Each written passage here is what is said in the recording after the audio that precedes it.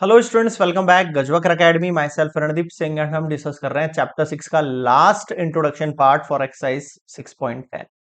तो लास्ट हमने 6.9 तक कंप्लीट किया है। Now we are on exercise 6.10 and book है हमारे पास एमएल अग्रवाल। आई होप आप लोगों ने जो इससे पहले के एक्सरसाइजेज हैं वो अच्छे से कंप्लीट किए होंगे, जहां पर हमने जो है वेरिएबल जो है कॉस्ट फंक्शंस देखे थे, जहां पर हमने फिक्स्ड कॉस्ट डिस्कस किया था, जहां पे हमने टोटल कॉस्ट फंक्शन डिस्कस किया था, हमने रेवेन्यू फंक्शन डिस्कस किया था, प्रॉफिट फंक्शन डिस्कस किया था। तो ये सब जो अपन एंड कर चुके हैं, और बिफोर दिस है ना, इससे पहले हमने जो डेरिवेटिव्स के क्वेश्चन पढ़े उन सबके फॉर्मूलाज पढ़े। तो यहाँ जो एक्सरसाइज अपने पास यूज होने वाली है उसमें क्या है वो अपन डिस्कस करेंगे इस लेक्चर में। इस एक्सरसाइज के ना देखो, एक तो डेरिवेशन का पार्ट आने वाला है, जो हम डिफरेंशिएशन पढ़ चुके हैं वो थोड़ा सा इंक्लूड होगा। एंड सेकंड थिंग, जो हमने कॉस्ट के बारे में डिस्कशन किया था इससे पहले वाले एक्सरसाइज में 6.9 में 6.8 के अंदर, वो थोड़ा बहुत डिस्कस होगा।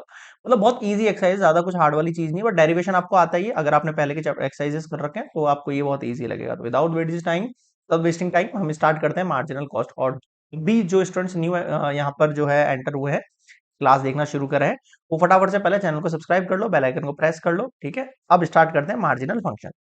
देखो, मार्जिनल फंक्शन का मतलब क्या है। मार्जिन का मतलब आपको पता होता है, मार्जिन किसी भी चीज में थोड़ा बहुत जो अपन छोड़ते हैं that are called margin. Okay, तो ये study total and average function of cost, ये हम पहले पढ़ चुके हैं। रेवेन्यू एंड प्रॉफिट ये सब अपन पहले देख चुके हैं। ठीक है, मार्जिनल कॉस्ट क्या कहता है, इफ सी और सी एक्स, इस सी एक्स को क्या कहते हैं अपन, टोटल कॉस्ट फंक्शन होता है। ये अपना क्या होता है, ये होता है हमारे पास कॉस्ट फंक्शन। ठीक है, the total cost of producing X units of a product, यही है total cost of producing X units of product. ठीक है, देन मार्जिनल कॉस्ट जो एमसी है वो क्या होगा, is defined as the rate of change of total cost with respect to x.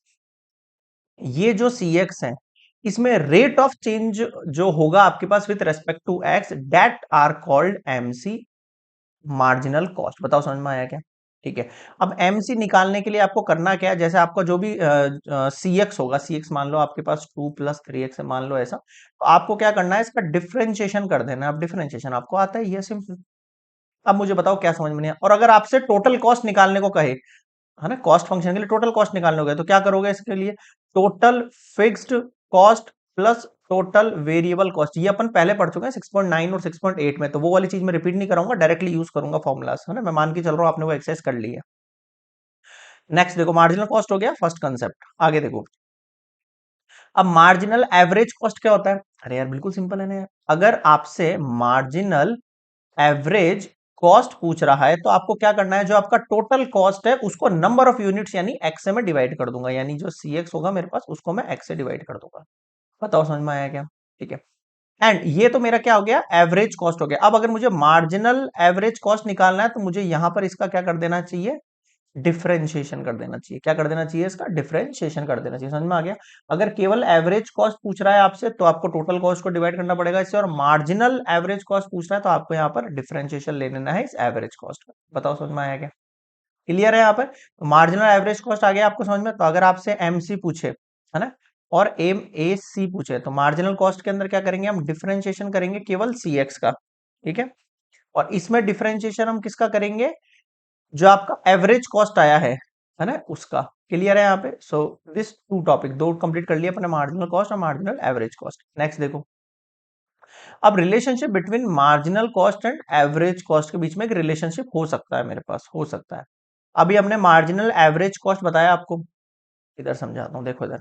Marginal average cost क्या कहता है कि आप डिफरेंशिएशन कर दो एवरेज कॉस्ट का। ठीक है, अब आप एवरेज कॉस्ट को कहते हो, सी अपॉन एक्स को कहते हो एवरेज कॉस्ट। ठीक है, यानी कि मुझे इसका क्या करना है, डिफरेंशिएशन करना है मार्जिनल एवरेज कॉस्ट के लिए। ठीक, अब डिफरेंशिएशन कैसे होगा, यू अपॉन वी से होगा। आपको पता है यू का डिफरेंशिएशन करना है आपको पहले। ठीक है, तो हम पहले सबसे पहले क्या करेंगे, यू का डिफरेंशिएशन करेंगे, वो यू मतलब ऊपर वाली वैल्यू का डिफरेंशिएशन करेंगे, वी को एज इट इज करेंगे। ठीक है, कर दो। अगर मैंने सी का डिफरेंशिएशन करना है तो D C upon D X हो जाएगा, और एक्स को एज इट इज पुट करूंगा, माइनस इस बार मैं सी को एज इट इज पुट करूंगा और एक्स का डिफरेंशिएशन करूंगा, और ऊपर डैश लगा दूंगा, नीचे वी का होल स्क्वायर। बताओ समझ में आया क्या।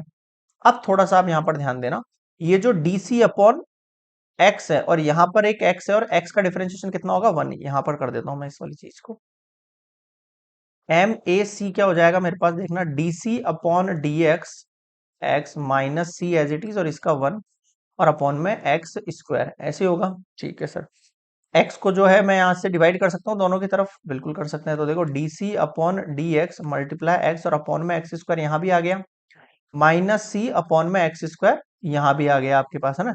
अब देखो इस एक्स से एक एक्स चला गया, कितना बचा आपके पास यहाँ पर, D C upon D X multiply 1/x minus C upon X square. इन दोनों में से मैं 1/x कॉमन ले लूं, अगर मैंने 1/x कॉमन लिया तो कितना बचा यहाँ पर, D C upon D X बचा और यहाँ पर c अपॉन एक्स बचा। अब आप खुद बताओ मेरे को यार, अभी आपको मैंने एक चीज सिखाई थी, इधर ध्यान देना, marginal average cost equals to 1/x। अभी एक चीज सिखाई थी, डीसी अपॉन डीएक्स क्या होता है, डिफरेंशिएशन ऑफ कॉस्ट क्या होता है हमारे पास, एमसी होता है, मार्जिनल कॉस्ट माइनस, और सी अपॉन एक्स को क्या कहते हो आप, जहां पर आप टोटल कॉस्ट को डिवाइड करते हो नंबर ऑफ यूनिट्स है, उसको कहते हो आप अपना, क्या कह देते हो उसको, एवरेज कॉस्ट कह देते हो। क्या कह देते हैं उसको, एवरेज कॉस्ट। तो हमने एक रिलेशन बना लिया, अगर हमें मार्जिनल एवरेज कॉस्ट निकालना है, मार्जिनल एवरेज कॉस्ट निकालना है, तो मैं डायरेक्टली 1/x मतलब मेरे 1 अपॉन नंबर ऑफ यूनिट्स को डिवाइड करूंगा, किस कंडीशन से, एमसी माइनस एसी से। एमसी कौन है, मेरा मार्जिनल कॉस्ट है,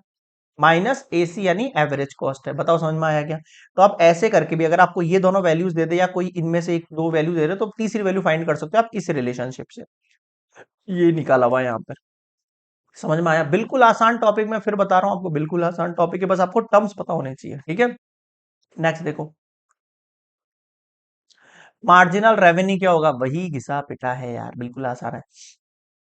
हमने क्या पढ़ रखा था, देखो आर एक्स पढ़ा था अपन ने, आर एक्स याद करो। रेवेन्यू, रेवेन्यू क्या होता है, number of units multiply P, P क्या होता है आपके पास, प्राइस पर यूनिट, पी क्या होता है आपके पास, प्राइस पर यूनिट, याद है। पहले वाले एक्सरसाइज अगर अच्छे से याद है तो ये बहुत आसान लगेगा आपको। If R X is revenue receiving on selling X units of a product, then the marginal revenue is defined as the rate of change of total revenue. यानी आपको मार्जिनल रेवेन्यू निकालने के लिए इसी का क्या करना पड़ेगा, डिफरेंशिएशन करना पड़ेगा एक्सपी का, एक्सपी मतलब आर का। समझ में आया। अब एक्सपी का डिफरेंशिएशन करेंगे, कैसे करेंगे, बिल्कुल आसान है। पहले पी को मैंने एज इट इज रखा और एक्स का डिफरेंशिएशन किया तो 1, प्लस एक्स को एज इट इज रखा और इसका किया तो डीपी अपॉन डीएक्स। क्लियर है यहाँ पे, ठीक है भाई। अब क्या करूं मैं, अगर मेरे को यहाँ पर p कॉमन लेना है, अगर मेरे को यहाँ p कॉमन लेना है तो मैंने ऊपर नीचे p से क्या कर देना है, मल्टीप्लाई कर देना। अगर मैंने मल्टीप्लाई किया तो देखो p तो बाहर आ गया यहाँ से, यहाँ कितना बचा 1, यहाँ कितना बचा x अपॉन p और dp अपॉन dx आ गया। बताओ समझ में आया क्या। यानी कि प्राइस पर यूनिट का differentiation with respect to x and x upon p और p बाहर, ये मेरे पास क्या आया है, मार्जिनल रेवेन्यू आया है। क्लियर है क्या, ठीक है आगे बढ़ते हैं। डीपी अपॉन डीएक्स तो आपको पता है जीरो हो जाएगा, ये वाली वैल्यू आपकी जीरो हो जाएगी, है ना, तो केवल पी बच जाएगा आपके पास आंसर। क्लियर है क्या यहाँ पर सभी को, बताओ क्या समझ में नहीं आया। So marginal revenue equals to हम पी लिख सकते हैं, ठीक है। आ गया समझ में सभी को, आगे बढ़ सकते हैं चलो। If monopolistic economy P equals to F X generally decreasing with increase in X so that DP upon D X less than zero, मतलब बता रहा है आपको कि अगर अपने पास ये वाली कंडीशन जो है लेस देन जीरो जा रही है, लेस देन जीरो जा रही है, तो उस कंडीशन के अंदर ये वाली वैल्यू जो जाएगी वो पी से थोड़ी सी लेस देन हो जाएगी। मतलब मैं एम आर जो है, पी जो निकल के आया उसको ए आर नेमिंग दे रहा हूँ, ठीक है। और इस नेमिंग के लिए मैं बोल सकता हूं यहाँ पे, अगर ये वैल्यू आपके पास लेस देन जीरो है तो एमआर भी आपके पास लेस देन हो जाएगा। क्लियर है यहाँ पर सभी को, ठीक है। तो नेक्स्ट हम देखेंगे क्वेश्चंस के अंदर अपने को किस तरीके से अप्लाई करते हैं, बाकी आसान है। आपको ये लेस देन वाला कंसेप्ट में अगर डाउट है तो अभी हम क्वेश्चन करेंगे, तो वहां पे जब लेस देन वाली कंडीशन आएगी तो मैं इस चीज को अप्लाई करके दिखा दूंगा आपको, ठीक है। और हो सकता है प्रूफ करने वाले क्वेश्चन में आएगा आपकी, तो वहां पर भी हम इसको चेक करके देख लेंगे, ठीक है। समझ में आ गया सभी को। So this is completed introduction part for exercise 6.10 completed. Next हम लेंगे एग्जांपल नंबर 1 पर। कोई डाउट लगे कमेंट सेक्शन में जरूर बताना। लेक्चर कैसा लगा, पसंद आया तो please like share and subscribe. Okay, good bye.